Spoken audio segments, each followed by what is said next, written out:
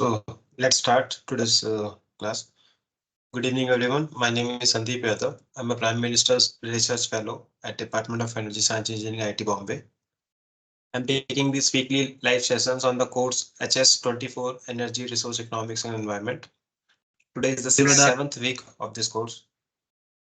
That is the topics that we're going to cover in that subject is public and private goods or bads, demand curves and externalities. So I hope till now you are enjoying the course and the way that we are going through the course.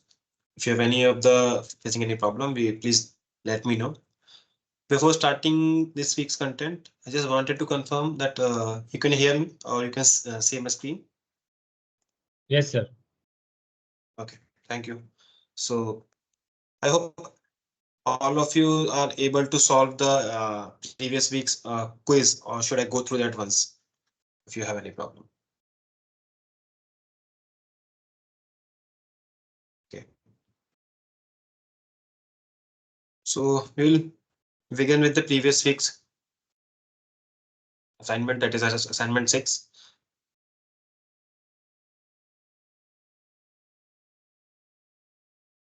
So deadline for that assignment is already crossed. So I'm just going to solve the solutions so that you can get to if you face any problems.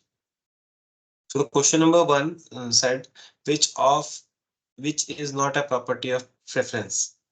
So as we know there are 7 properties of preferences that we have been going through. That is so out of that, completeness, monotonicity, transitivity, and additivity. Additivity is not a property of preference. Apart from that, all of the others can be compared, like monotonicity, transitivity, or the C. So to question number 2 says in the difference curve can intersect, slope downwards, slope upwards, or be thick. It can't be thick, it can't be slope upward, it can't be intersect. So it can only be slope upward. So the right answer will be B. No, sorry, it can't be downwards, it can't be upwards, it will be always be the downwards curve. Indifference curve cannot intersect, slope upward, or can be thick. As we can see, if you want more solutions, you can just go to this time snap, you will find the exact answer. If you have any doubt, you can stop me in between. I will just clear it out before going ahead. Similarly, in the question number 3, according to the anthropocentrism, all the humans have only instrumental value. This statement is true because anthropocentrism holds that all the non-humans have only instrumental values, whereas the biocentrism has all the aspects of environmental have an intrinsic values regardless of their instrumental value. So this is the brief about the anthropocentrism and the biocentrism. Now, question number 4 was a numerical type question. Consider a group of 4 people who have been 3 consumption bundles, bundle A, bundle B, bundle C. The utility derived from the group from consuming each bundle are as follows. So it says there are 3 bundles of 4 persons. So for solving this, we can say the bundle A is Pareto preferred for bundle B. These are the options that we have, like statements. So when we solve this question, so it says between bundle A and bundle B, we can observe that bundle A results is higher than the utility of each individual, and the bundle A is preferred to bundle B. As we can see, bundle A have the higher values as compared to the bundle B in all the cases. So we can say a bundle A is Pareto preferred for the bundle B. So statement A is true. And we see statement 2, bundle B is Pareto preferred to bundle C. Let's see. So here we can see for the person 1, bundle C is more preferred than a bundle B, and the person 2 is equal. Person 3 is also per bundle C is preferred over bundle B, and in the case of person 4 also. So that statement is false. Bundle B is not Pareto preferred over bundle C.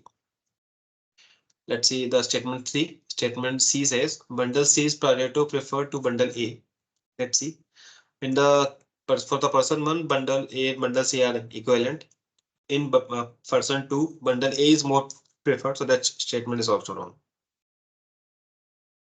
And for the person four also, bundle A is more preferred for the bundle C. So this statement is also wrong. Let's see the last statement. Bundle C is Pareto preferred to the bundle B. Bundle C is preferred to the bundle B. Yes, in all the cases we can see it's having the higher utility function as compared to the bundle B for all the four persons. So that statement is also true. I hope you got the thing that I've told you. If you have any problem, we can take a break and you can just tell me in this question. Otherwise, you can refer to this theory that I've written in the explanation part. Okay, I hope everything is clear.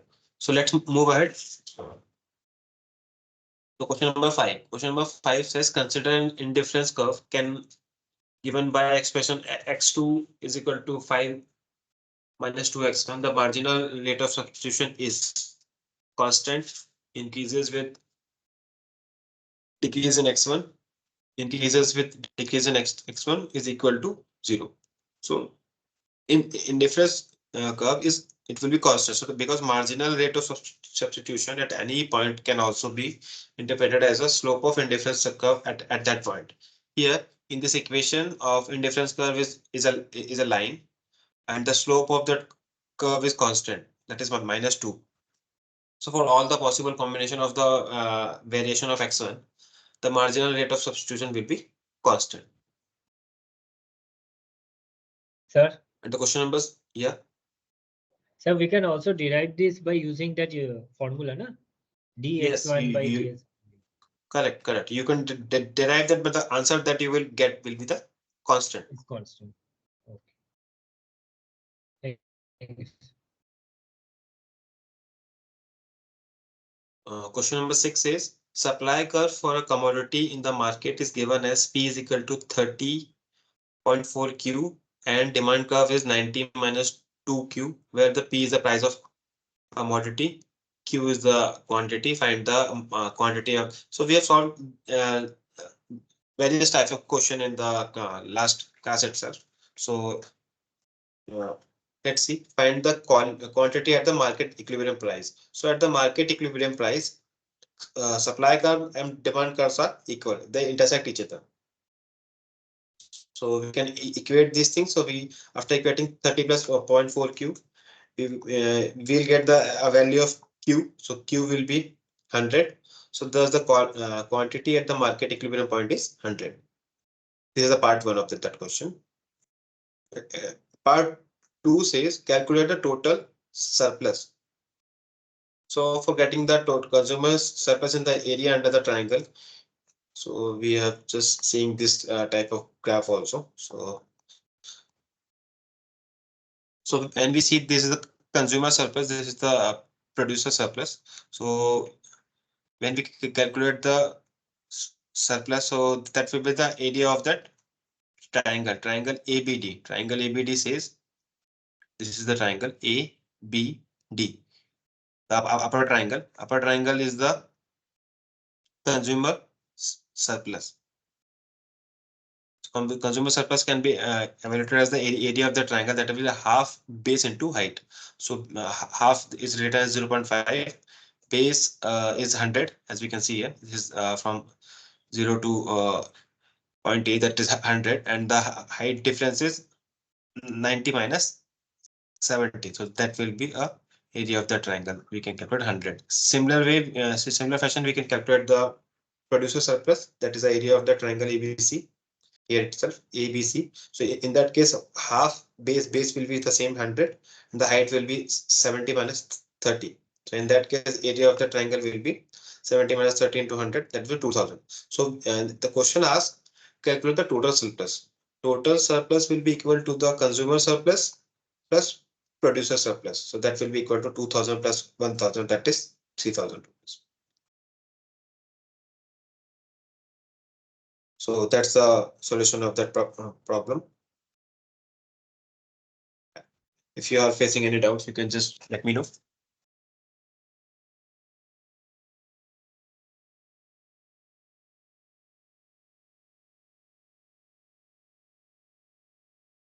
So question number 8 says, which of the following principle or axioms is not connected to the Arrow's impossibility theorem? So Arrow's impossibility theorem has states that there is no rule satisfying following six axioms to convert a set of individual preference to a social preference. So it has six axioms. One is completeness, unanimity, non-dictatorship, transitivity, independence of irrelevant alternative, and universality. So here we found the non-satiation is not a axiom of Arrow's theorem. So that will be a is not connected to that Arrow's theorem. So answer will be C. Moving ahead to the question number 9. The trade between two countries is economically efficient when marginal rate of substitution is C. Like marginal rate of substitution for both the countries will be equal. That's a straightforward question. That doesn't need any explanation. If you want, you can refer to the this time snap from the lecture video itself. So the final question says, which of the following violate or violates the assumption of the two theorems of the welfare economics? A is legally enforceable property rights, B is monopoly, C is complete information, and D is the positive transaction cost. So there are four assumptions that has been taken with in the two theorem of welfare economics, that is complete property rights, atomistic participants, complete information, and no transaction cost. So here legally enforceable property right was not there, only monopoly and complete information was the is violate the assumption of these two. So this will be the two answers. I hope everyone is got the information that I've shared. If you still have any doubt, I can just clear it now before going to the this week's content.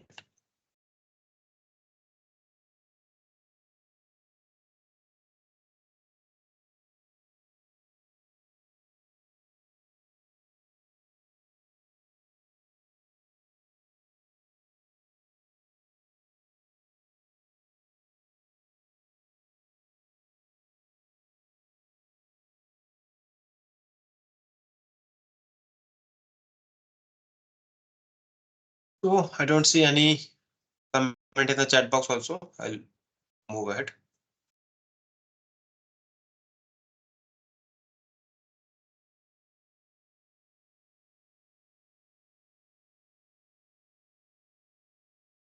So let's go through this week's content.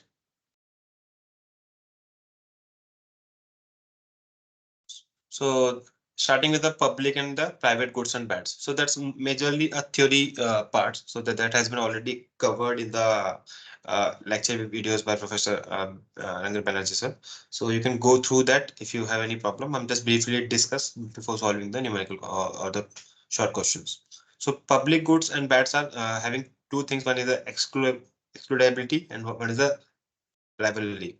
A good is excludable if it is not feasible and practical to selectively allow the consumers to consume the good, and bad is excludable if it is the feasible and practical to selectively allow the consumers to avoid the consumption of the bad. That means if you are consuming any good and you are not affecting any other person, then you can exclude that will be excludable good. And the bad thing, a good or bad is rival if one of the person's consumption is of a unit of a good diminishes the amount of good or bad available for the others to consume. So there are this table shows that a public there are four factors: excludable, non-excludable, non-rival, or rival. So if a thing, if a good is rival and excludable, then it will be a pure private good. And if a thing, if a good is non-rival and non-excludable, it will be a pure public good. Similar way is all the all the public and private goods are explained in the detail, like what are the. So we will solve few of them in the numerical or the theoretical question itself, so we will get the more insights about them. Now moving ahead, so the higher education explained in the detail by the sir. So you can, if you are facing any doubts, you can just go through the videos again. I will not repeat it. So the next thing is the aggregation of the demand curves. So there's a price of marginal willingness to pay, that is MWTP, or the quantities. So this is the demand curves of two different parcels. If you want to draw the aggregate demand curves, we can demand, like, in the quantity will be added, like 30 plus 60 will be 90. So we can say that this aggregate, this is called the aggregate demand curve of these two. We we will draw these curves in the numerical problems and we solve.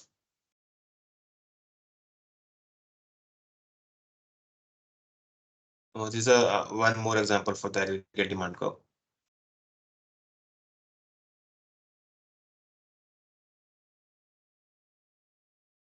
Moving ahead to the, this is the example of a part that has been discussed by the sir. So let's go through that. So all the theory parts are there. Basically, this whole lecture is more of like theory. If you want the explanation of these things, I will explain the things that only related to the will help you to the solve the numerical problems, because I can't explain these things in the detail again because of the time constraint.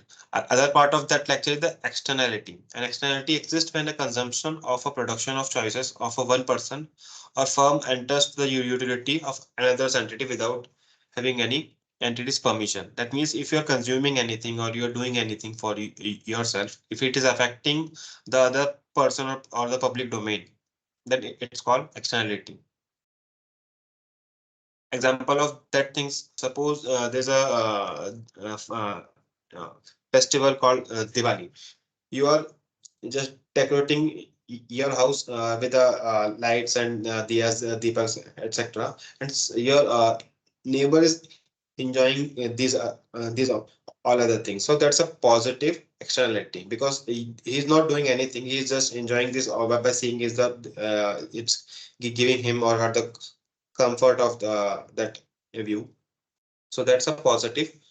That's an example of the positive externality.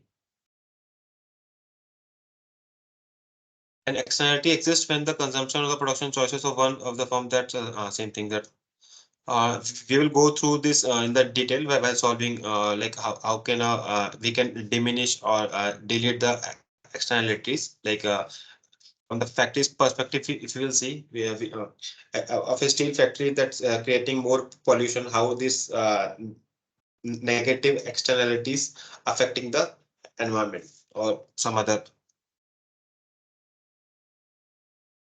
manner to the this environment. Going ahead, so there is an example that has been solved in the like for the refinery. There is supply and demand curve. So like marginal private cost MPC and the marginal private rent MPB. So there are two things are already given. So so for we have solved this question for the two conditions for the external benefit, and there's marginal social cost. I will solve the similar kind of example when I will solve to the well, I will move to the questions part. It's the same thing. No, other part of that thing is the enforceable property rights or stealing illegal. If not, goods not excludable cannot be rationed using the prices. And the garbage not excludable if there are no laws.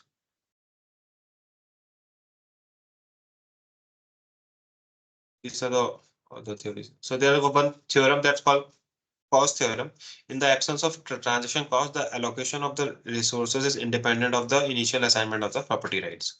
This is the cost theorem. Based on that, we will solve some questions that sell a proper assignment for the property rights, even if the externalities are present, will allow the bargaining. So that can allow the bargaining between the two parties, such as efficient solutions or regardless who hold the rights. So after that, we have the revision paper. So if you are not having any questions in that theory part, I'll move ahead to the problem solving session.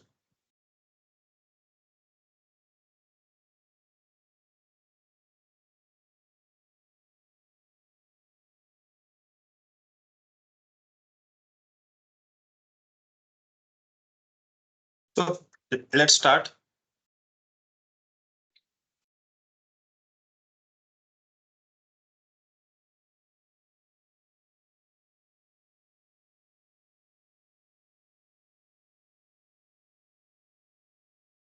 This is the question number one. Question number one says,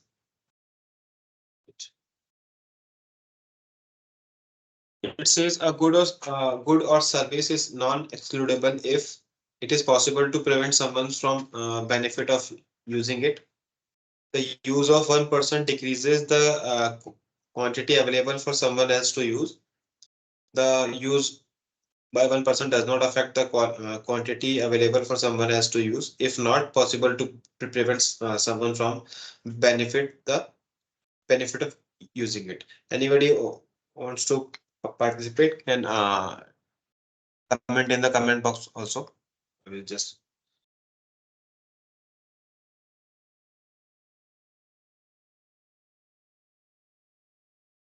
What do you think is the right answer? So a good or service is non-excludable, as we have seen in the slide itself. Excludability means the consumption of a good or can be selective. So let's see what is excludability.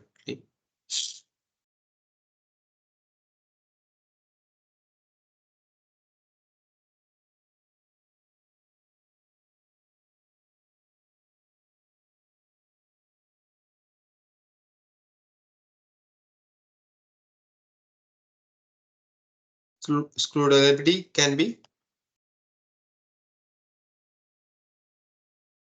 it means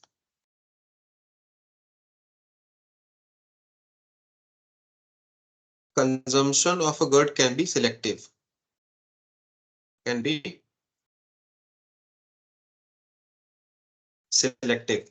A good or service is a non-excludable if it is not possible to selectively allow someone from getting the benefit of using it. So the right answer will be D. It is not possible to prevent someone from using the benefit of using it. So that thing will be the right answer will be option D. Because good or service is, sorry,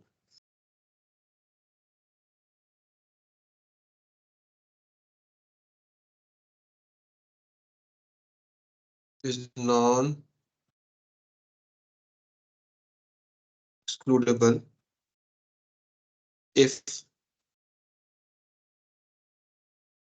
it is not possible to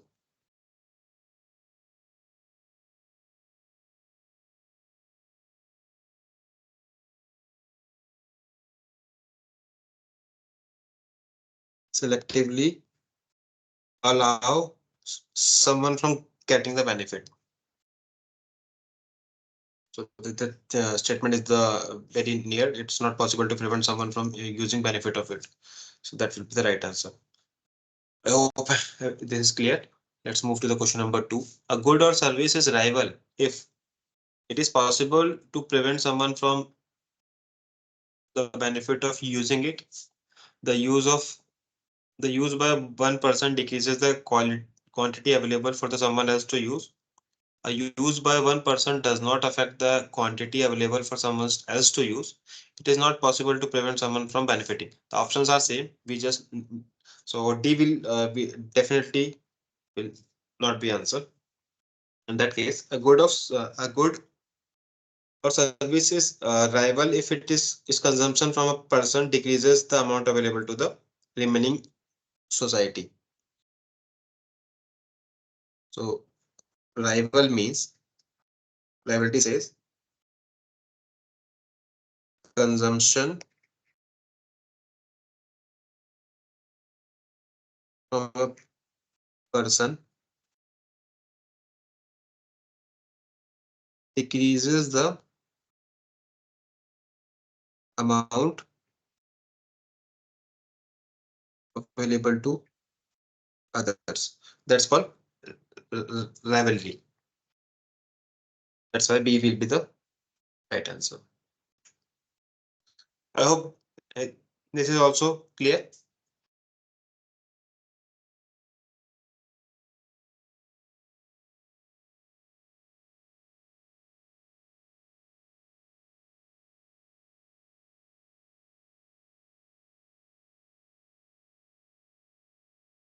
Okay, let's move ahead to the question number 3.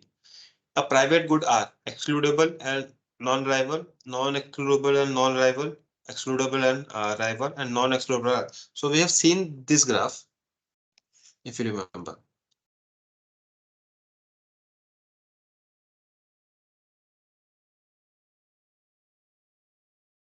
So there are things, there are 4 domains. This is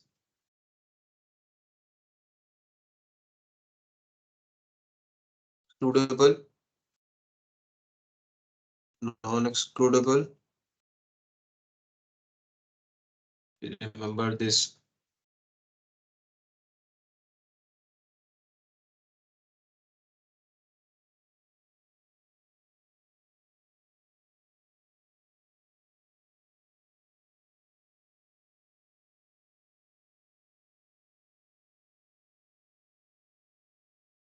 I will show you that graph. We are just seeing that this one.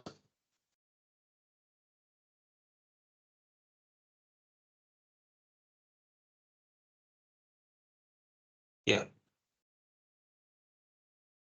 this is non-rival. This is rival.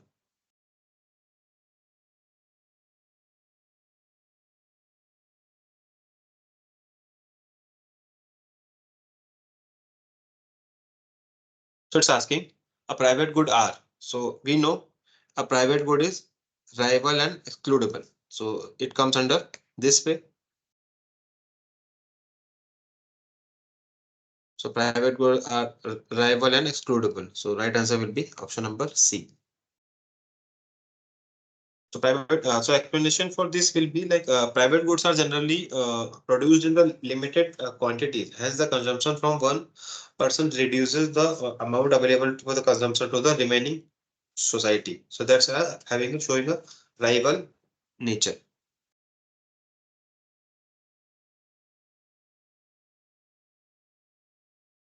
Question number. Let's move to the question number 4. Which of the these are private goods or bads? Solar water heater, air pollution, pizzas, or national defense. As we can see, solar water heater is a very personal thing you can have for your own house. That's why it's a private good. Other air pollution affects all of them equally. That's why it's not a private good. Pizza, so you are paying for your pizza. That's why it's a private good. So you are having all the rights for it. The pizza is a private good. National defense. National defense does not allow you selectively use it. So that's why it's not a private good or bad. So the option will be A and C.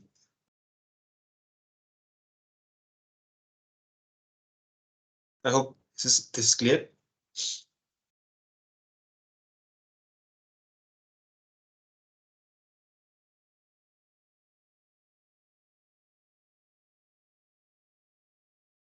These both are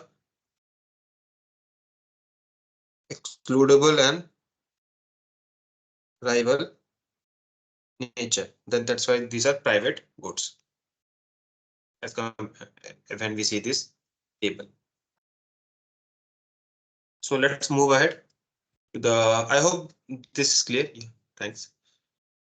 So question number five, market. The market usually over provides the public goods, under provides the private goods, under provides the public goods, over provides the private goods, and none of the above. Anybody wants to answer this question?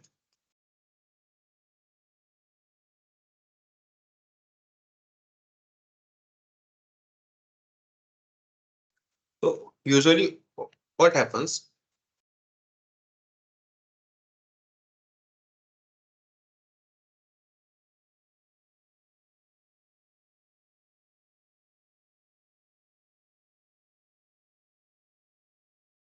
So usually public goods consumption involves many riders, many riders or consumers, we can say. Therefore, therefore, market usually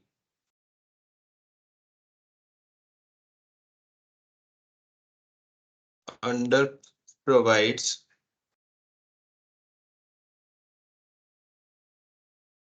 public goods.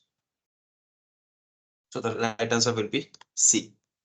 So usually public good is having a many stakeholders, we can say, like there are many consumers are there. So therefore markets usually provides the public goods in the under supply, or we can say under provides the public goods. The C will be the right option. Question number six. Which of the following is not an externality? Pollution caused by a power plant, waste generated by a chemical plant, paper produced by a pulp and paper factory, nuclear radiation from a nuclear power plant, or a particulate matter from a vehicle. It's a easy question. Personality as we have defined. Yes, C is the right answer. Very good.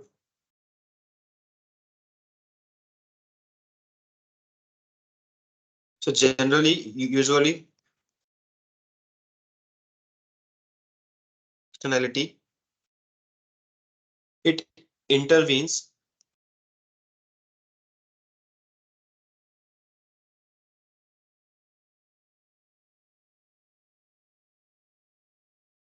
someone's utility without their permission, without their permission. As we can see, pollution and out of all this option, only paper and perfect is the desired outcome and the not yet the byproduct. So as we can see, pollution caused by the power plant is the byproduct. We need power, not pollution. Waste generated by the chemical plant, same similar thing. We want chemicals from the chemical industry. Waste generated is the byproduct. Paper produced by the pulp and paper factory is the main product. And the nuclear radiation from the nuclear power plant is also a byproduct. And the particulate matter is a kind of a pollutant coming out from the vehicle. The way that we cover or to be the main thing that we want from the vehicle is to move or a mode of transportation. That's why only C is the is not an externality. Out of other things, all the four things are external factors. That holds true for this definition that we have seen. I hope this is clear. Let's move to the question number seven. Question number seven says the Lindahl's equilibrium is different, difficult to implement because it is very complicated to calculate. It is only valid if there is competition. Because of markets having the monopoly, because there is an incentive to overstate willingness to pay, because there is no incentive to the understate willingness to pay. Anybody wants to try?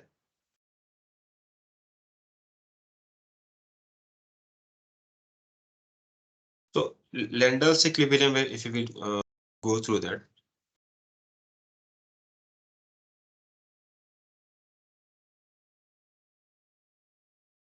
You will see where is lender's equilibrium. Yeah, it says decide demand and supply, charge each consumer based on the marginal willingness to pay. Lender's equilibrium, or there's an he's a Norwegian economist. So that says it charges each consumer based on the marginal willingness to pay. So let's back to the question again. It says the lender's equilibrium because there's an incentive to understand the willingness to play. That's the closest answer that we can give it. That will be consumer will be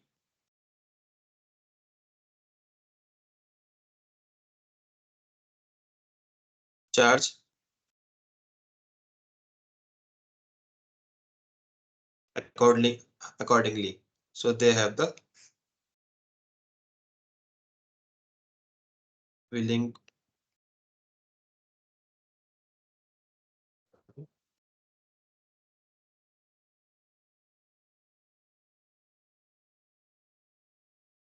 willingness to pay. That's the statement given by the lender's equilibrium. I hope this is clear. Let's move further. So these all these things are based on the theory itself. So if you go through this lecture videos again, you will get these things in the very proper manner. What are the so I'm just solving this question. This is a short questions that you will be expecting this similar type of questions in the exams, and you're also facing this question in the quizzes itself. So pay attention to these theories because numerical questions are very easy to solve. You have all the data, but these things are solving these short questions will uh, in the theoretical way needs a proper attention to the lecture videos, or you can go through these videos again when the recording will be available on the YouTube. So let's move ahead. For a public good, the aggregate demand curve is obtained by summing up the individual demand curve the every price by taking the maximum quantity demanded at each price by summing up the marginal willingness to pay for the quantity or by taking the maximum willingness to pay for each quantity. What do you think?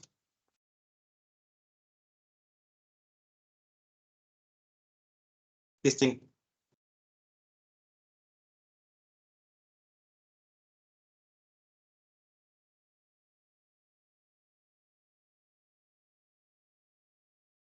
anybody wants to get the answer for this? For a public Option good, the C. aggregate option C. Option C says by summing up the marginal willingness to pay for each quantity. Yes, C is the right answer because for the public, the aggregate demand curve is obtained by summing up the marginal willingness to pay for the each quantity. As we have seen, I will go through again.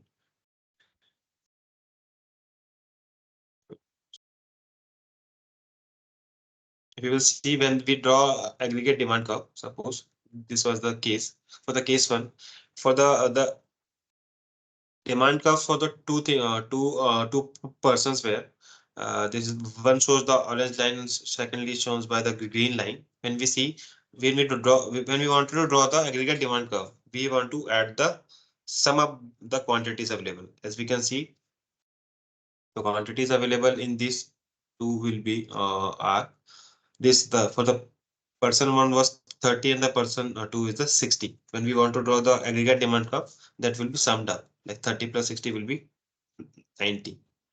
So that's how we draw the aggregate demand curve.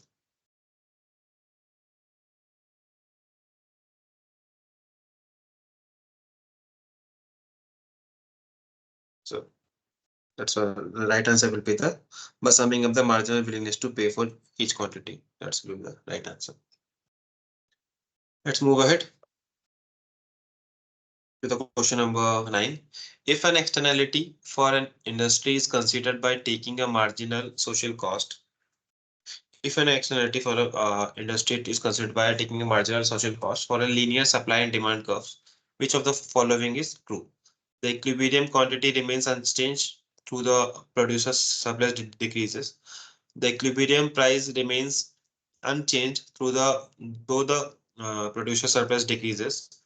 The equilibrium prices remains changed though the consumer surplus decreases, and the equilibrium quantity remains unchanged though the consumer surpluses decrease. What do you think will be the right answer? We will solve the tutorial questions based on that marginal social cost. So these things will give you the more detailed answer. So what happens due to externality, equilibrium price as well as quantity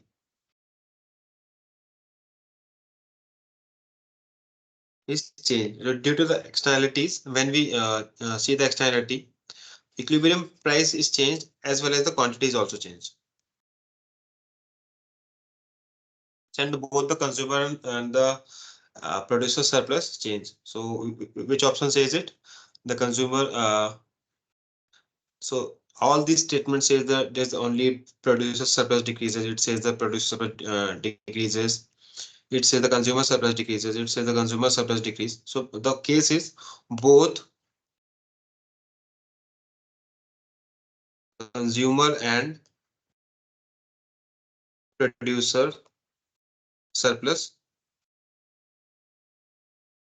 changes. You want to see the example of it? Just show you. As we've seen the sir sort this question when we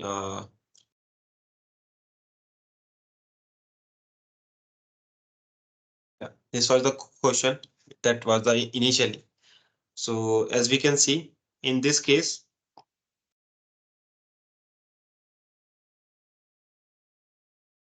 this was the uh, basic, like this is the producer's surplus and this was the consumer surplus. When we have drawn the MSC, that is marginal social cost, addition of MPC plus MSB. So both the, as we can see in the graph shows the new one. In that case, both producer surplus as well as the consumer surplus both have changed. So that's why option number D, that holds true, that none of the above. I hope that that is clear. The right answer will be none of the above. Now let's move to the question number 10. Public goods are excludable, non-rival, non-excludable, non-rival, excludable, rival, and non-excludable or rival. This is a very basic question. You have to just answer this question based on this graph. Just what are public goods? Public goods are holds true for this. This is public good. This is private good. So these are non-excludable and non-rival. So the right option will be non-excludable and non-rival. That's option number B. It says because it's not possible to selectively prevent or allow someone to public for the public goods. Also, the consumption of good by one person does not limit the amount of available to others. That's why it's non-rival. The public goods are non-excludable and non-rival. That's for example, national defense or public bad. We can also say public example of public good is national defense, sunlight. Example of public bad is pollution. I hope that's clear. So we'll stop here. If you have any questions, we'll solve it. Otherwise, we'll move ahead after 1 minute.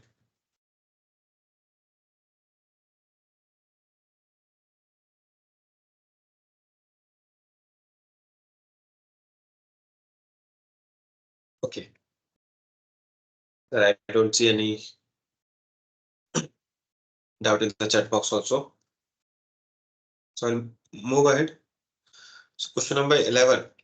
National security for a country is non-reliable, excludable, public good, non-reliable. Yeah, that's a very we have just explained it. Vinay. Question number 11. The right answer will be non-rival. Non-rival, non-excludable means public good. This is all wrong. Right option would be option number D. I hope that's clear.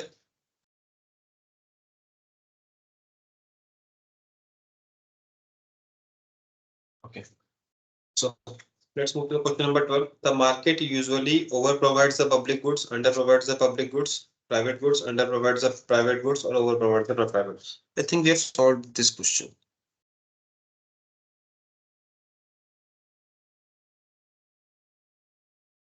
Yes, question number 5. That's repeated. The right option will be option number C.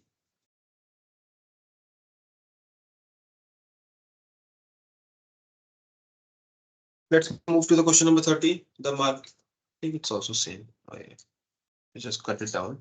These two questions. Let's move to the question number 14. The lender's equilibrium is difficult to implement because it is very complicated to calculate. It's very it's only valid to their so that's I think we have also solved. I think there's some yeah. Right answer will be option number E. There's an incentive to understand willingness to pay. So, which of the following is rival non-excludable good? What do you think? Garden, fish, lighthouse, or ice cream?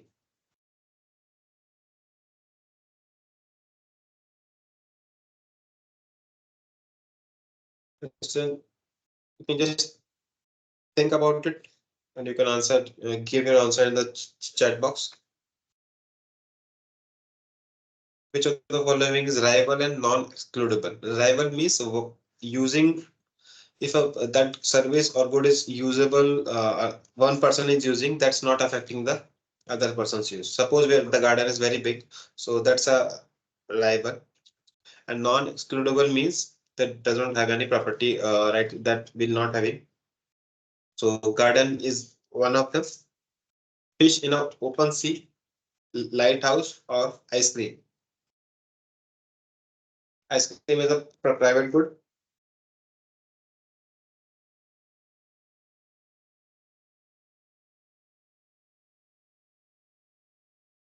Anyone?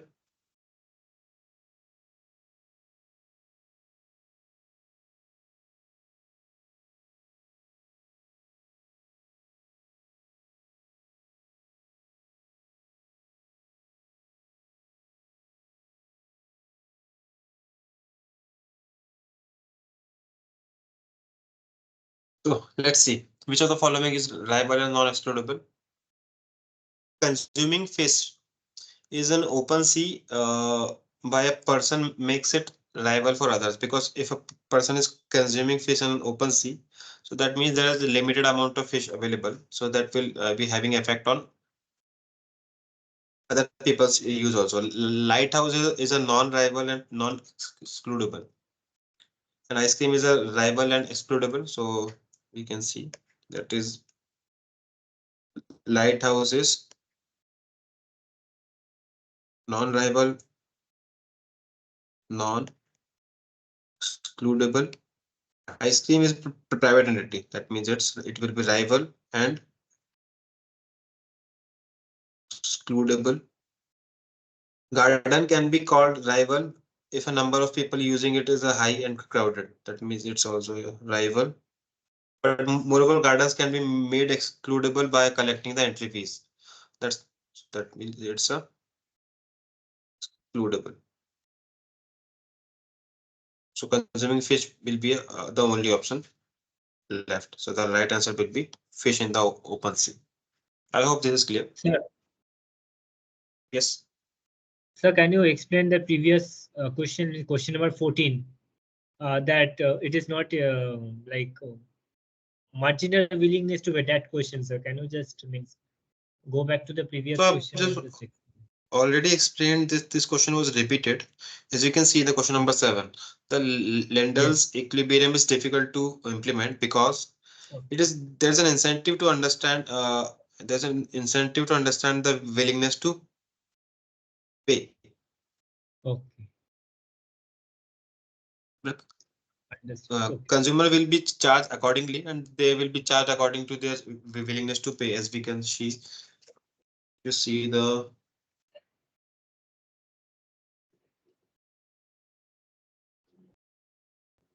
so means understanding the person's like willingness to pay will be difficult to understand. It will make a burdens kind of because a person's utility will change based on their habits, and so each person's Mhm.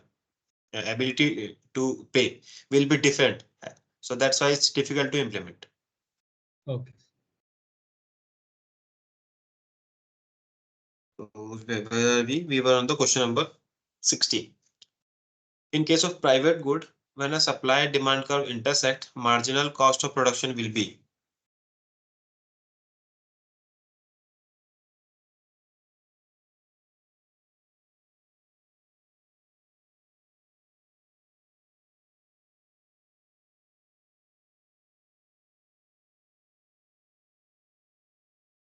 So we have seen when a supply and demand curve intersect, the marginal cost of production will be equal to the price.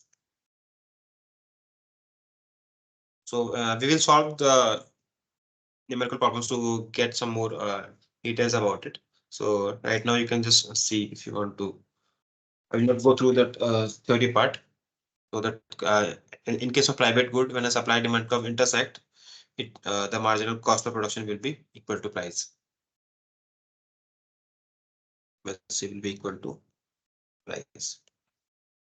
Let's move. Which of the following are public goods or bads? So that's a very good question. What do you think? Ice cream is a public good or bad? If you will participate, it will be easy for you to solve the questions from yourself. Like, see, ice cream, it's not a public good, it's a private good. Street lighting, yes, street is Public a good. public good. Good. Car, car is a Public. personal thing. Personal thing. If there will be a bus Okay, or you're a talking private. Private. If we talk about private car, like yeah, private car. So public good or bad. So car will not be a public good. Fresh air is a public good. What do you think about the metro rail? public. It's a public good, but it's getting it's having some ticket to we have to pay something. So suppose some people are not willing to pay or they're not able to pay, so that's why it's not considered as a public good. Okay. Flowers. Flowers are suppose you are having a private garden, so flowers are not a public good. Uncongested freeway road. So it's saying Public. uncongested freeway road. It's a mode of transportation, so that will be available for all. That's why it's a Yeah. public good. So options will be sorry, B, D, and G.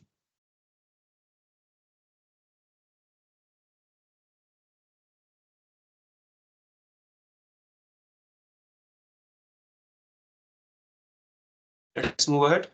A good is dash if it is not feasible and practical to selectively allow consumers to consume the good.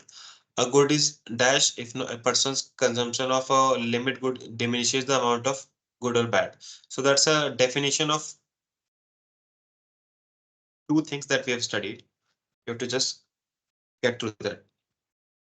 A good is so what is if it is not feasible or practical to selectively allow consumers to consume a good? What it is? It's called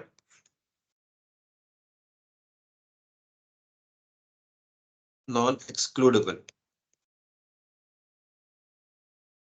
And the other thing is a good is if a person if a person's consumption of a unit of good diminishes the amount of good or bad, it's called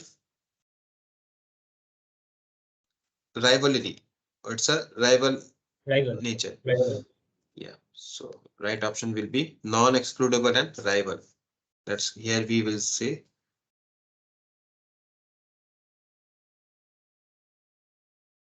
non-excludable. It will be rival. So what is the option number B will be the right option.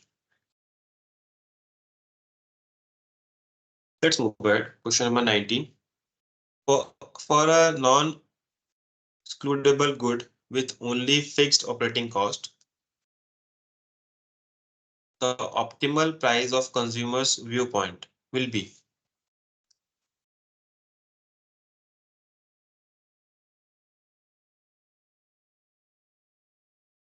For a non-rival excludable good with only fixed operating cost, the optimum price for the consumer will be equal to 0.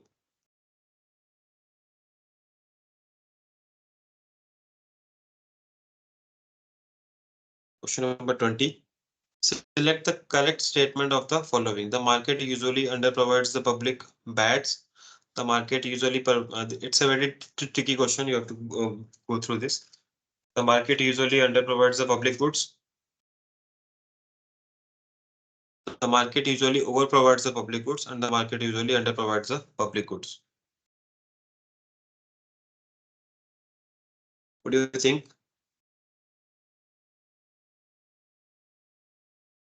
So as the current scenario we are going through, the market usually under provides the public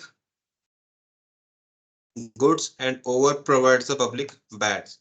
So the option number A and D will be the right option. As we can see, pollution. Pollution is over provided, and resources are under provided, or you can say energy, electricity are under provided. So that's a public good. Let's move to the question number 21. In case of private good, when a supply demand curve intersect, the marginal cost of production will be equal to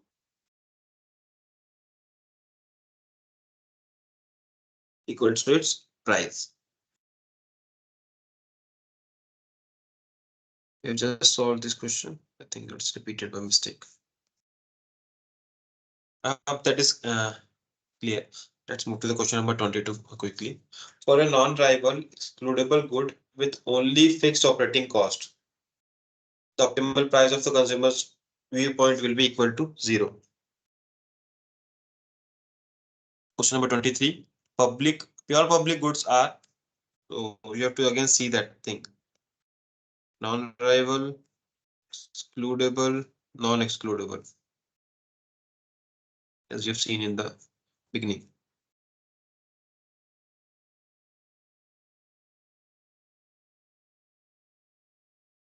So in this domain, pure public goods holds.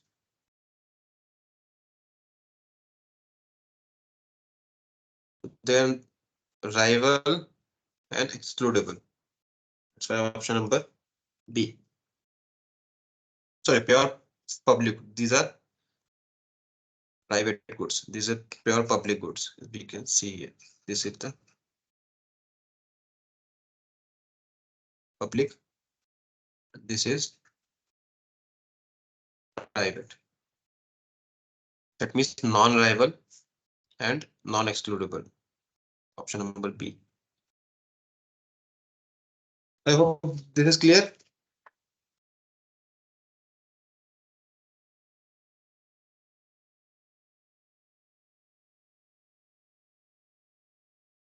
Let's move to the question number 24. Which of the following is an example of rival and non-excludable goods?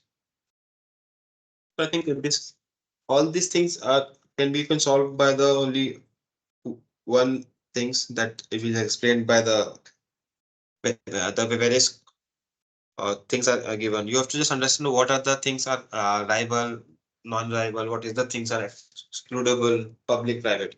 This will solve the whole problem. You can be able to solve all the problems of this topics.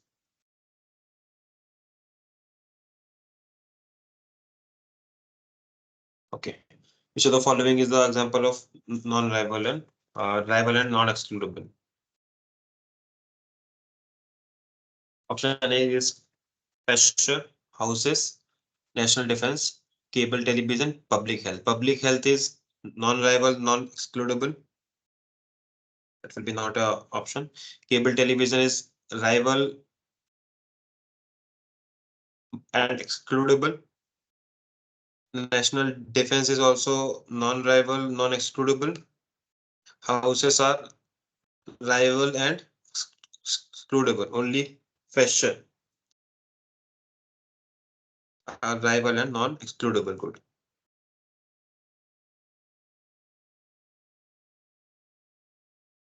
Rival and non-excludable that holds in the this area. That says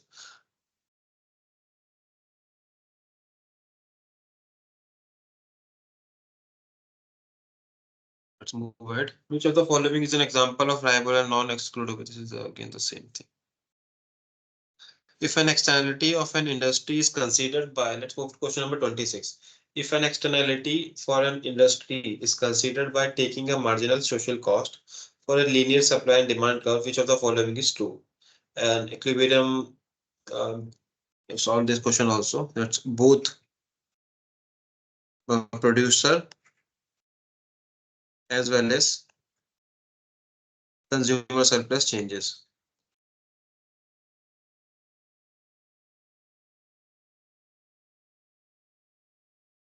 That's option number E.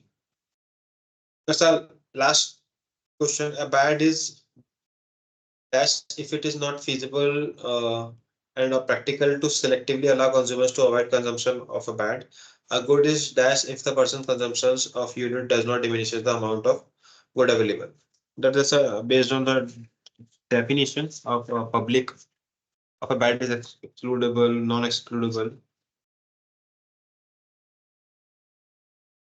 If we go through.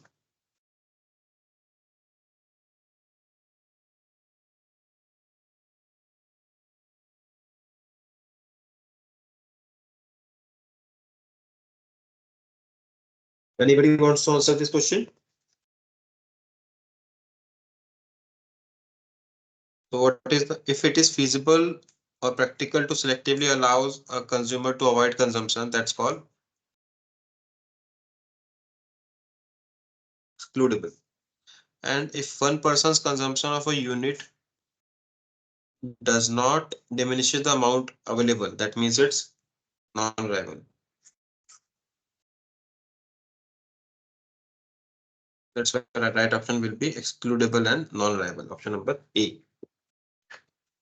I hope this is clear. If you are having any doubt in till now from the question number 1 to 27, that's a short type of question. You can let me know. Otherwise, I'll move ahead to the numerical answer type questions or the tutorial questions.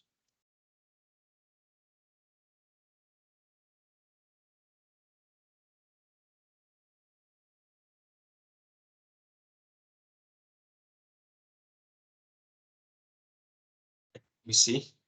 Is there any comments in the chats? Okay, let's move ahead.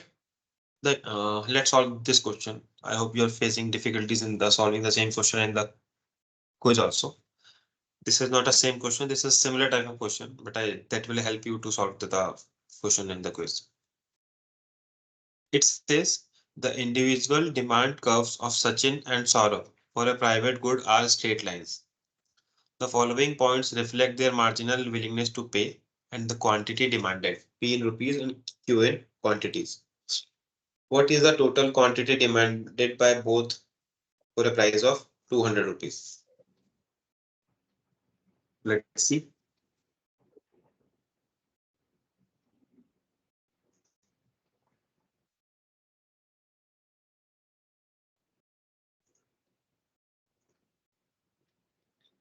It says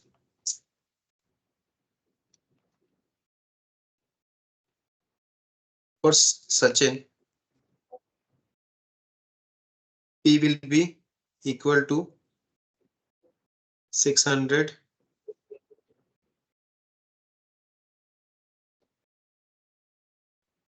minus 20Q, and for sol of P will be equal to 400 minus 5Q.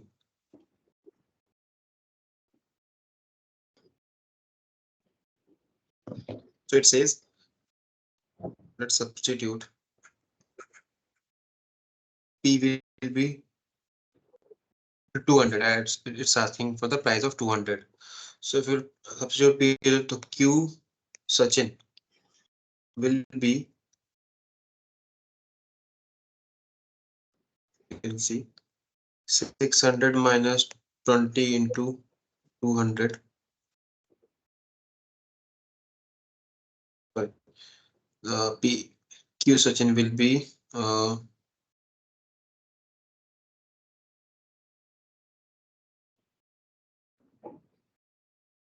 P upon 600 minus 20, uh, P divided by 20. Sorry, P minus 600.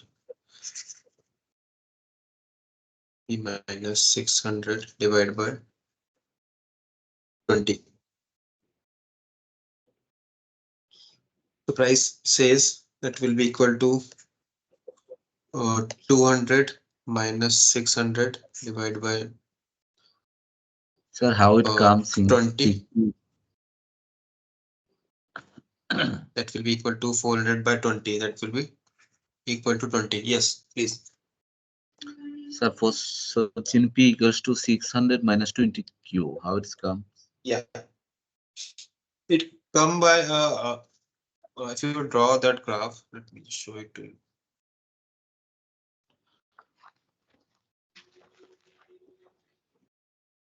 If you show the if you will see the demand curve of both of them, let me just,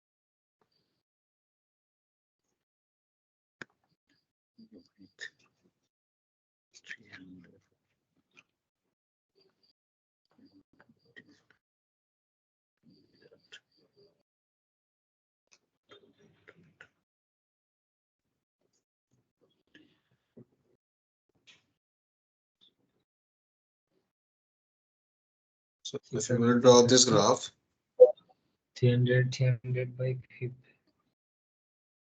that will be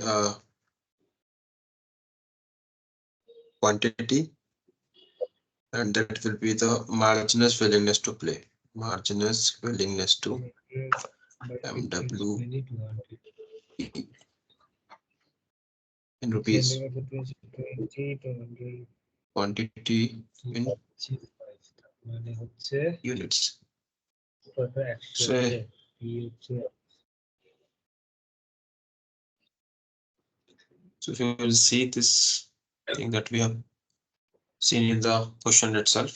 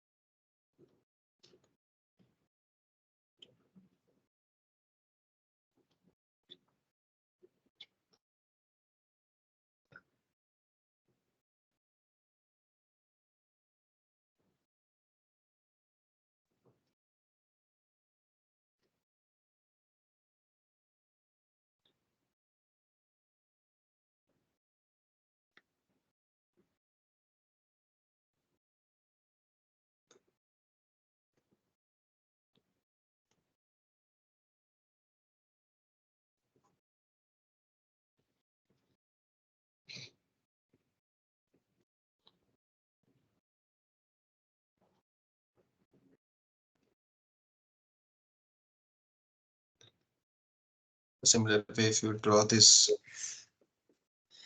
for solve will be 400. This was 600, and that was 30, and here it was 80.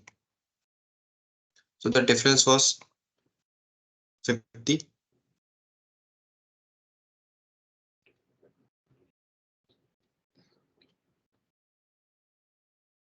And I think there's some problem with this question. I hope so. This question was wrongly framed. Let me see any other question. The substitution.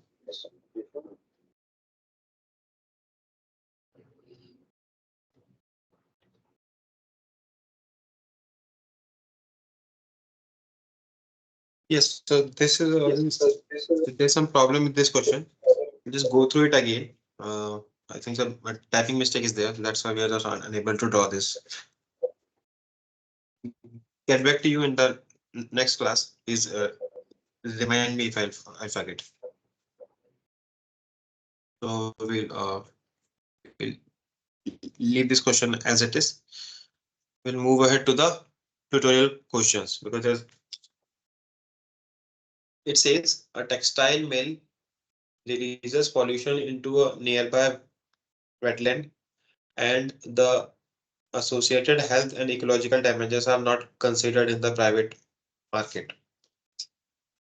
Suppose you are an environmental economist working with the following marginal benefits and cost for this market where Q is in the £1,000 and P is in the price per pound. So there's MPB, MPC, MEB and MEC is given. Find the competitive equilibrium QC and QP and the efficient equilibrium QE and QPE. Suppose, and the part 2 says, suppose, so we'll solve the for part 1 first. So first, let's write what the question says. MPB. MPB was given 800 minus 0.5 Q. MPC was given 20 plus 0.3 Q. MEB 0 and MEC is 0.4 Q.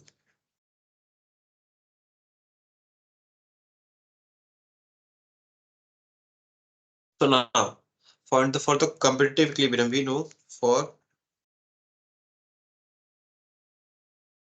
competitive equilibrium.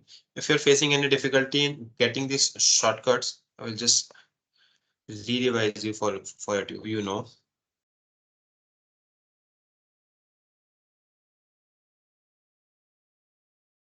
There are things.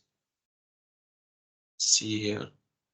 MEC is market external cost. That was market external cost. MSC is market social price. MSB is market social benefit.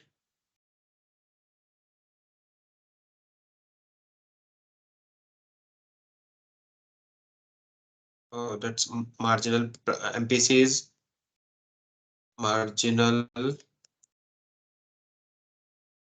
private cost. That's marginal private benefit.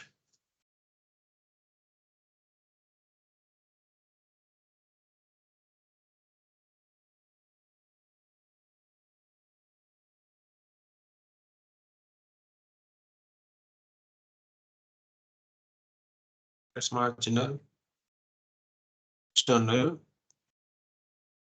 benefit. Yes. So let's go back to the question.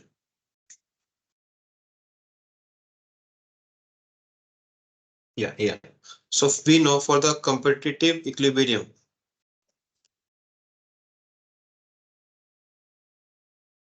MB is equal to MPC or MPB, we can say. MPB is equal to MPC. So what we will got? 0.5 Q is will be equal to 20 plus 0.3 Q. So you can calculate the value of Q from here. Can anybody do it for me? So if you will see here, 0.8 Q will be equal to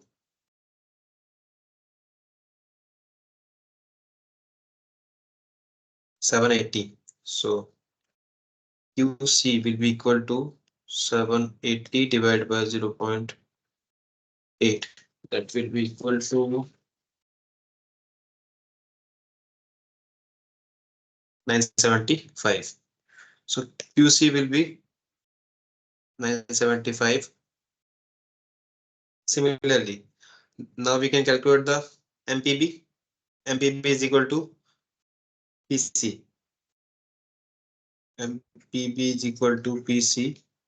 MPB is given to 800 minus 0.5 into QC. QC we have just calculated here. So we'll put it 800 minus 0.5 to 975. MPB will be equal to 312.5. So now we have got for the competitive equilibrium where we have calculated the QC and PC. Now for efficient equilibrium,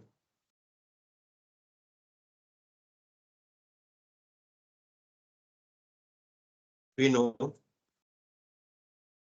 MB is equal to MSC. Sorry, it's MPP. MPP equal to MSC. So 800 equal minus 0.5 Q will be equal to 20 plus 0.3 Q plus 0.4 Q, as we can see here. MPC was 20 plus 0.3 Q. So when we calculate these things, QE comes out to be 650. If you will solve this for the Q, you will get, let me solve it.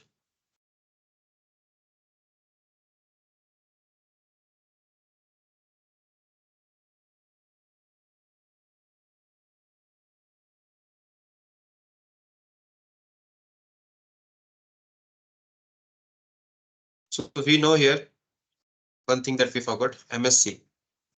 MSC was equal to MPB plus MEC. MPB, sorry, MPB plus MS, MEC, MPC plus MEC.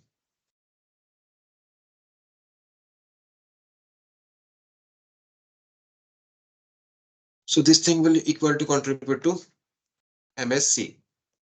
That's why we are written. So when we calculate this equation, equation number 2 we call, this was equation number 1, we can say.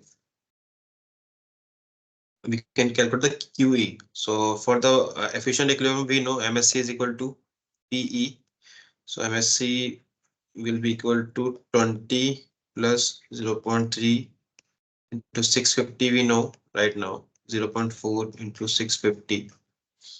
And when we calculate PE will be equal to 20 plus 650 into 0.3, that is 195, plus 650 into 0.4, that is 260. And when we sum up all these things, 195 plus 20, that will be 475. So now we know for both efficient as well as the for efficient equilibrium, this thing, these are the QE and PE, and for competitive equilibrium you calculate the QC and PC. That was PC.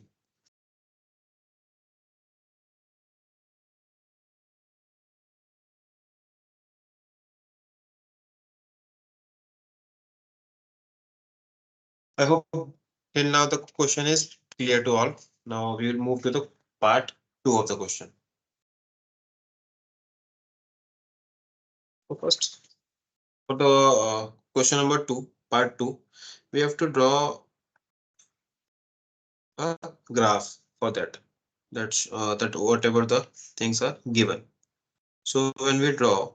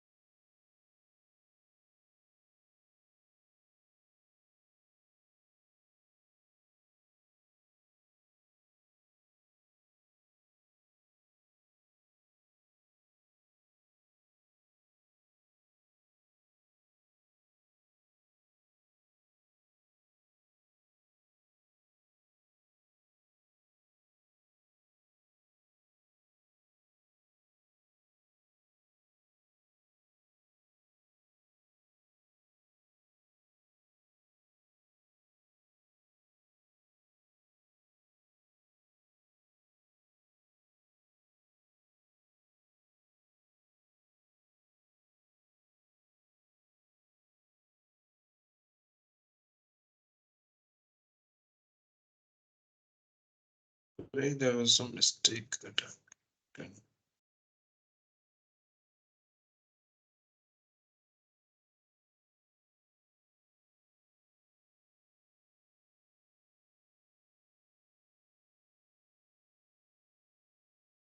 Yes, when we have to draw this thing should pass this line.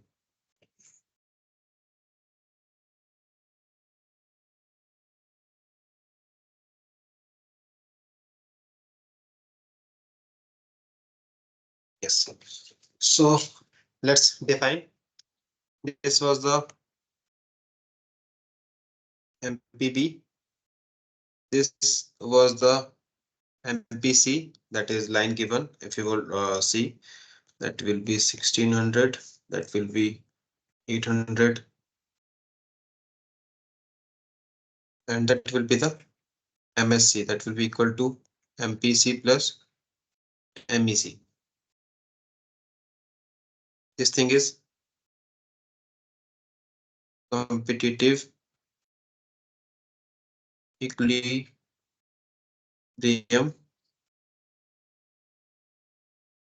This thing correspond to 650, 970. These are the values that we have just calculated. 650, 975, and this was around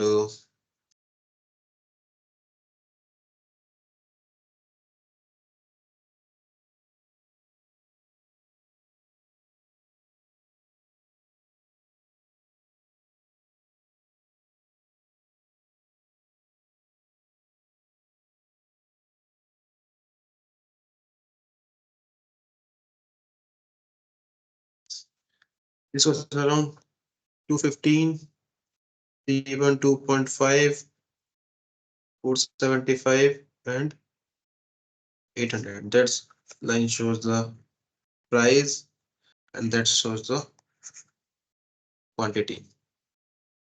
So now that was the region that's called PWL, feasible region. Or this is the line for, sorry, this is the line for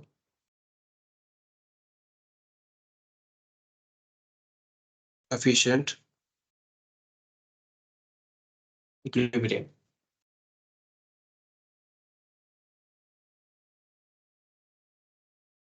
Okay, so we have completed it. Let's see.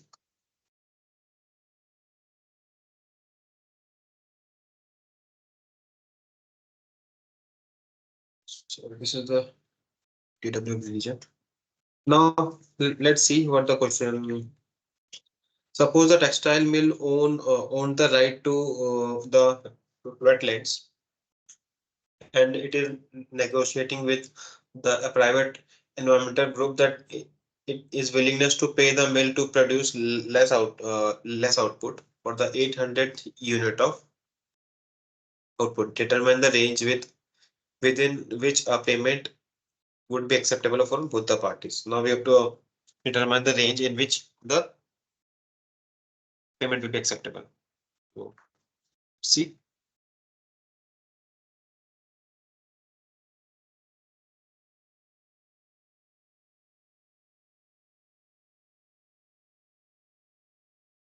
if Q is equal to 800, it Q is equal to 800 is given the question. MEC will be MEC will be 0.4Q. MEC will be equal to 0.4 into 800. That will be equal to 320. Same thing we have drawn into the graph also, 320. And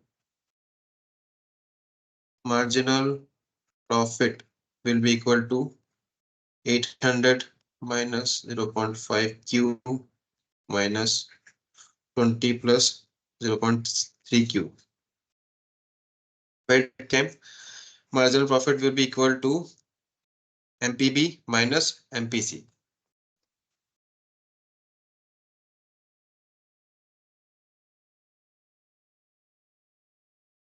So this thing, if we will calculate 800 minus 0.5 into 800 minus 20. So first, if we open this bracket, that will be minus 20 minus 0.3 into 800. The bracket will be closed. So after that, after solving this equation, marginal profit will be equal to 400 minus 20 minus 240.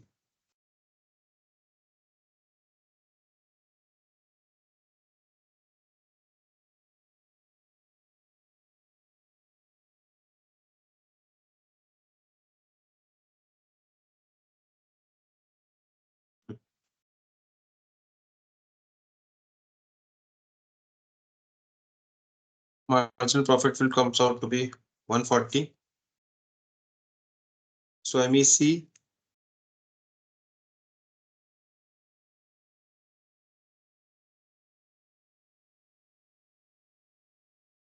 so it's asking about the range. So marginal profit was came about 140. So price will be between 140 and MEC. MEC we have calculated as here.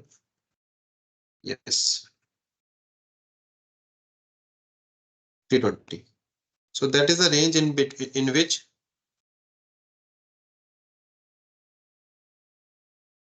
so determine the range in which the payment would be accepted for the both the parties. So between the environmentalist and this textile mills and the wetland, that will be the range in which the payment will be accepted. I hope this is clear. If you are facing any problem, you can tell me now. Otherwise, we'll move ahead. We have two more questions left. Anyone?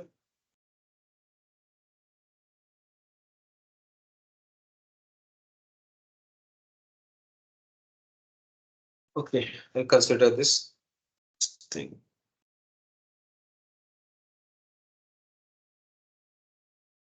So question number 2, it says a chemical pesticide. So I'll give you 2 minutes. Till then you can read the questions. Then we will start solving it.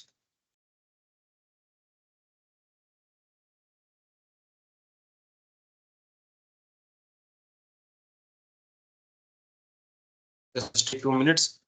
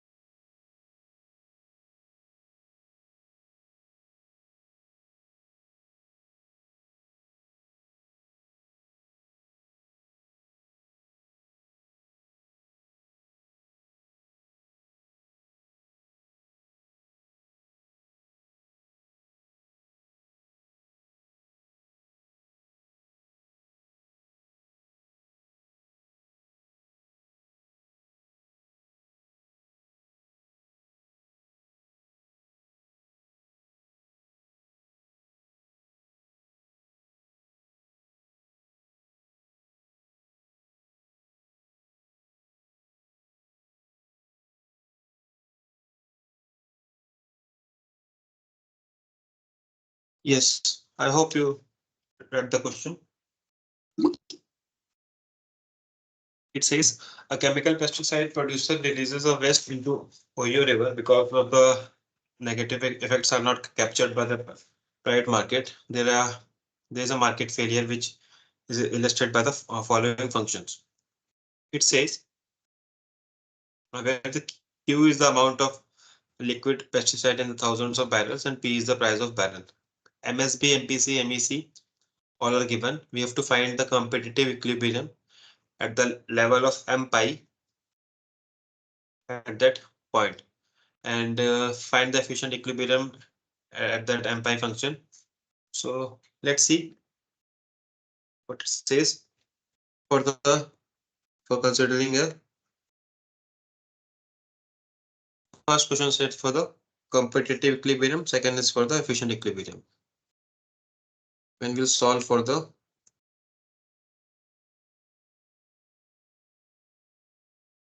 competitive equilibrium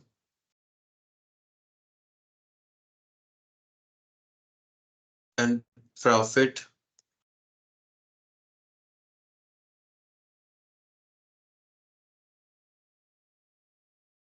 MP, we know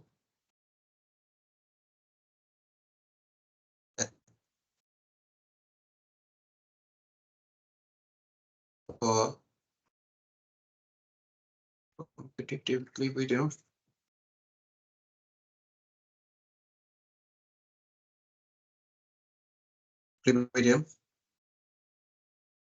MPB will be equal to MPC.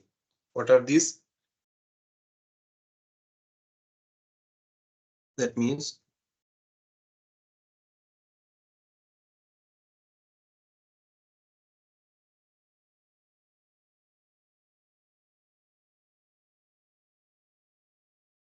-70 0.1 Q. 70 is equal to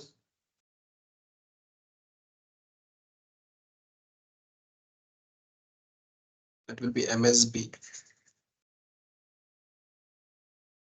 equal to 0.10 plus 0.4 Q. When we'll solve this, we will get 0.4 Q equal to 60. Q will be 120 and the unit will be 1000 barrel. When we put this Q equal to 120 in MPC, that will be MPC will be 10 plus 0.4 Q. 10 plus 0.4 into 120, that comes out to be 120 into 0.4 equal to 48. That will be equal to $58 per barrel.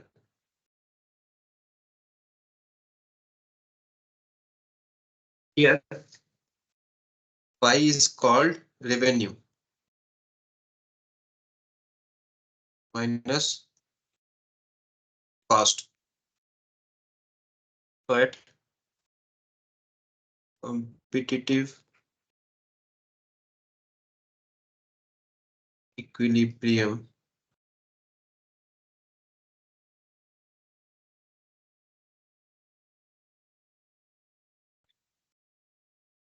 revenue is equal to cost.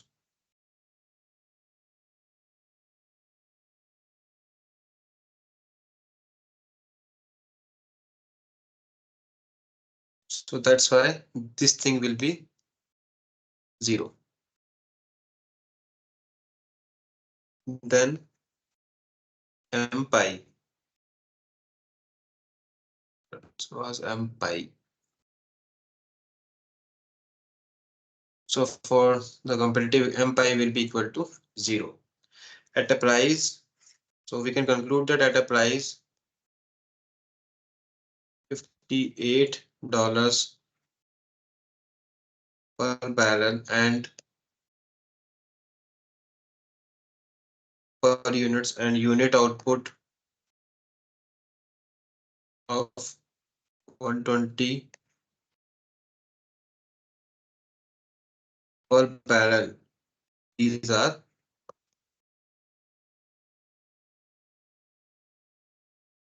equilibrium. That's thing we have calculated for the competitive equilibrium.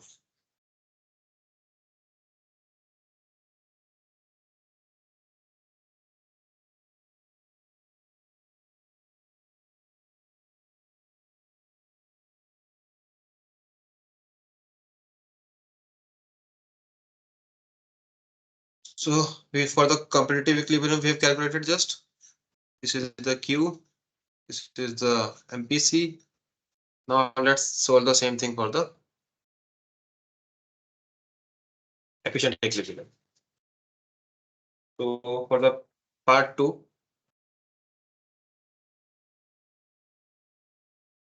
for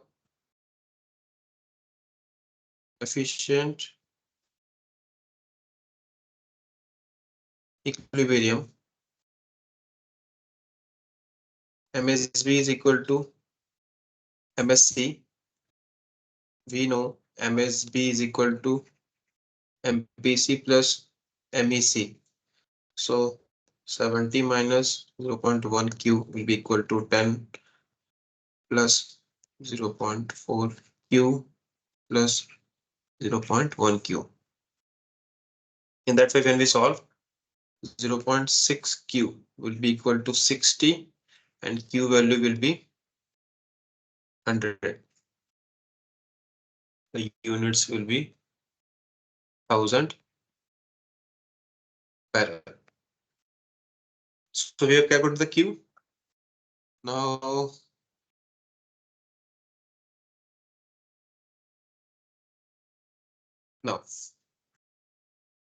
we can calculate the price. Price will be 70 minus 0.1 Q. 70 minus 0.1 into 100. The price will be 60.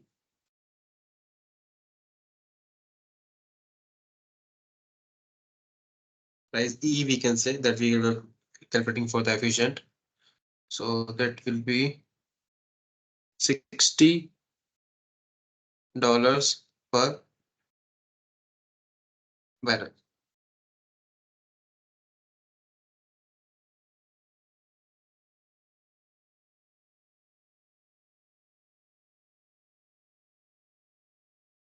So at efficient equilibrium, M pi will be equal to MEC. So we know M pi we can calculate MEC is equal to 0.1 Q.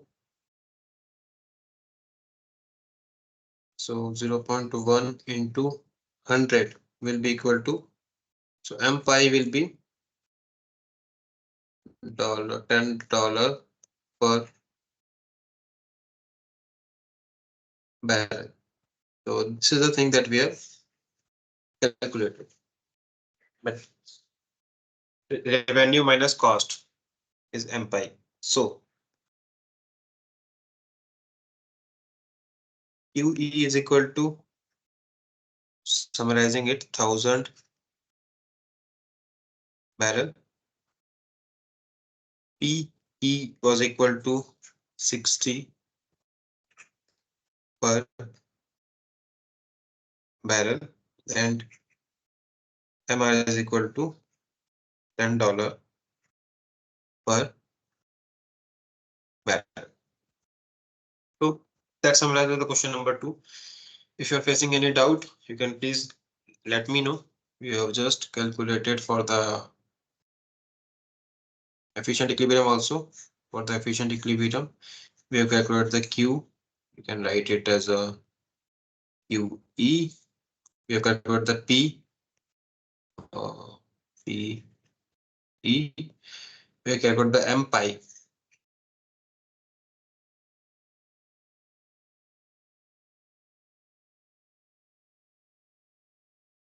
This is all summarized. If you're facing any difficulty, please let me know. Otherwise, we'll move ahead to the final question.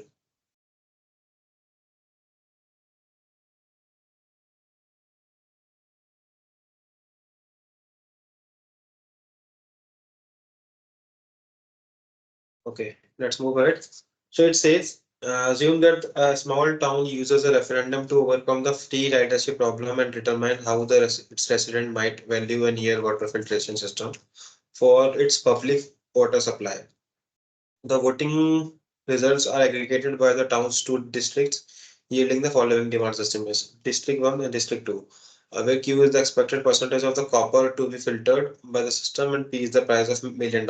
Based on that, we have to find the three estimates, determine the town's market demand for the public good, the new filter system, provide a graphical and algebraic answer. If a market supply for the system where P is equal to 6, what would be the equilibrium price and the quantity of the town? Provide a graphical and that calculate the total welfare for the provision of the public good. So now let's see this question. Uh, we have to first get the inverse demand function expressed in the terms of price and then add these two demand functions to get the market demand functions.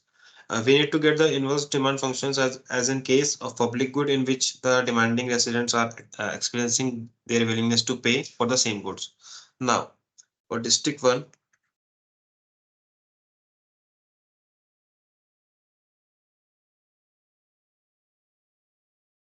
Q is equal to, as we can see, 160 minus 2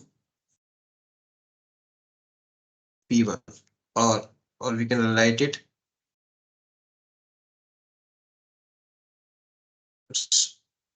it was 20. 20 P1 is equal to 160 minus Q, or P1 we can write 8 minus 0.05 Q. Similarly, for district 2, Q was 60 minus 5 P2, or we can write in the terms of P2, 5 P2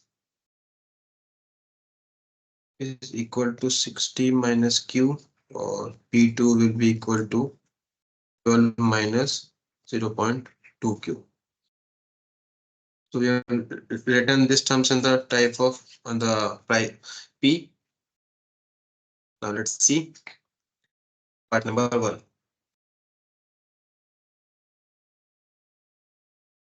Let us add these two demand functions. Let us equation 1. This is equation. Let's add equation 1 and equation 1 and equation 2.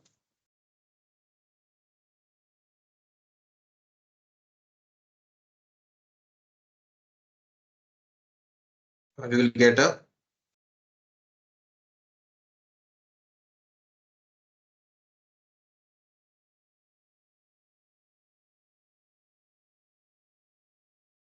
market demand curve that is equal to P1 plus P2.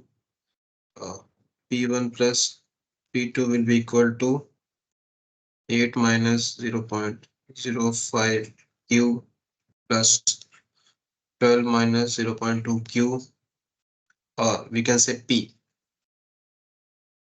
P will be equal to 20 minus 0.25 Q. I'm here providing you only the algebraic answer. You can draw these graphs to get a graphical answer. So now let's equate the market demand for and market supply to get the equilibrium price and quantity. So we know that's why the option number B.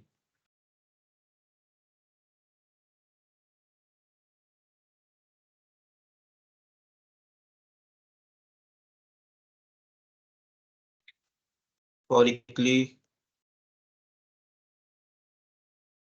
price, equation number 1 will be equal to equation number 2. Same thing, 20 minus 0.25.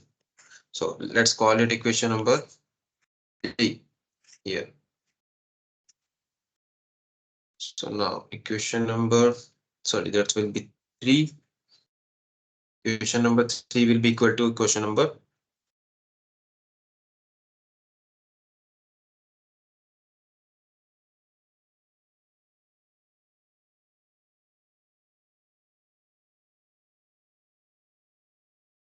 Yes, sorry. When we equate this equation for the equilibrium price, will be equation number 1 be equal to equation number 2, and then we will get the final P will be equal to, when we equate this equation, we will get P is equal to 6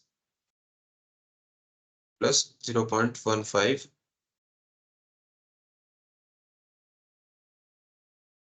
Q. We'll call it as equation number 4. Therefore, at equilibrium, when we equate P equal to equation 4, that will be equal to 20 minus 0.25 Q is equal to 6 plus 0.15 Q, or we can write 0.4 Q is equal to 14, and Q will be in that calculated is equal to 35. We divide 14 divided by P. Yes, it will be 35. Now you calculate the Q, and now let us put the value. Let put the value of Q in market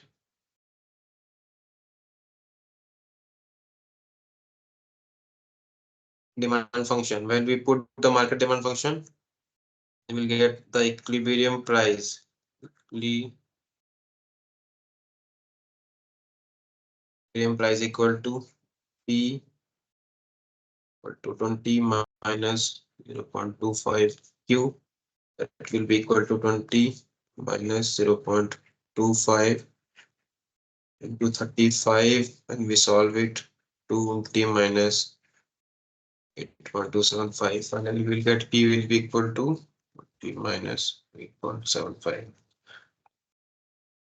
P will be equal to, it's not right, $11.15 million.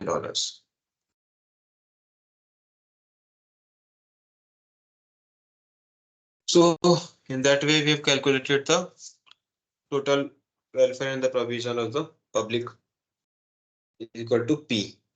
Final thing, equilibrium price. Equilibrium price equal to 20. If you are having any doubt, please let me know in this question.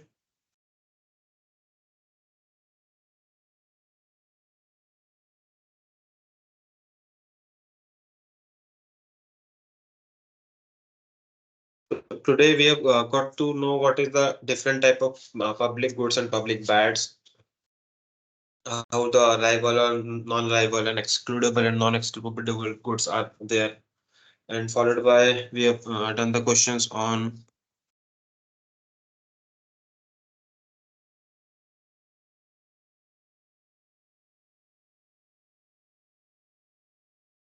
yes, we have solved the what are the public and private goods based on this graphs. We have solved majority of our questions, and then we have done the how the market provides the public and private goods, followed by the externalities.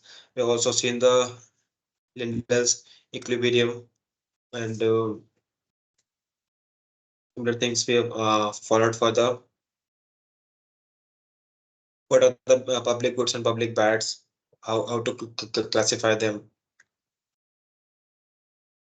Based on the basic definitions, we have solved majority of the questions, then followed by what are the externalities for the industry, how they affect the producers and the consumers surplus.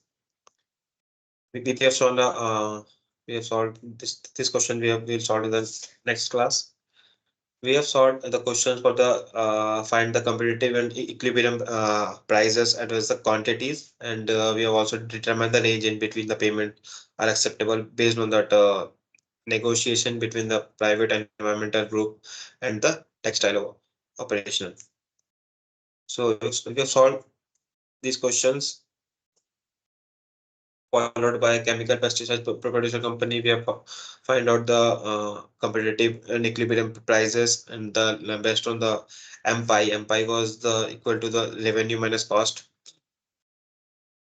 and for the competitive and the efficient equilibrium we have solved these questions, followed by a final question that for the two districts we have calculated the first the price P1 followed by the P2, then we have for the market demand curve we have added them both the things together, P1 plus P2. We have got the equation number 3, P is equal to these things. Then for the equilibrium price we have equated these two, and then finally we got the P as equation number 4, and then we have equated these two equations, and then we got value of Q.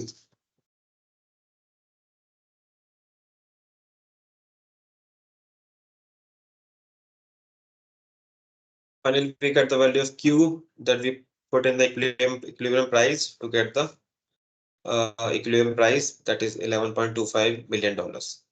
I hope this is clear. If you have any doubt, please let me know. Otherwise, consider this class as done. Thank you. Sir, I have a question, sir. Yes.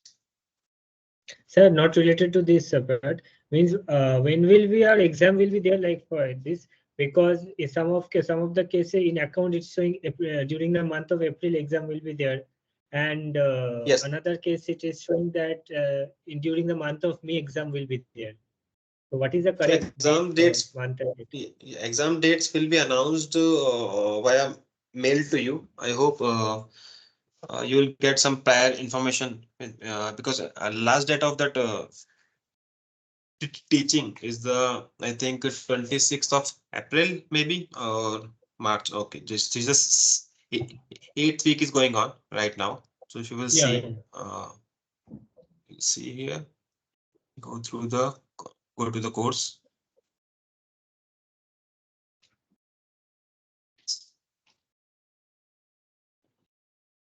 So exams date will be 27th of April as of now it's showing, but that date is Oh. tentative because the registration date and the enrollment dates are also extended, so it may change. Okay. The exam date is subject to change. Okay, so Then when so will be for the final that date? case, so we will prepare according to April, right?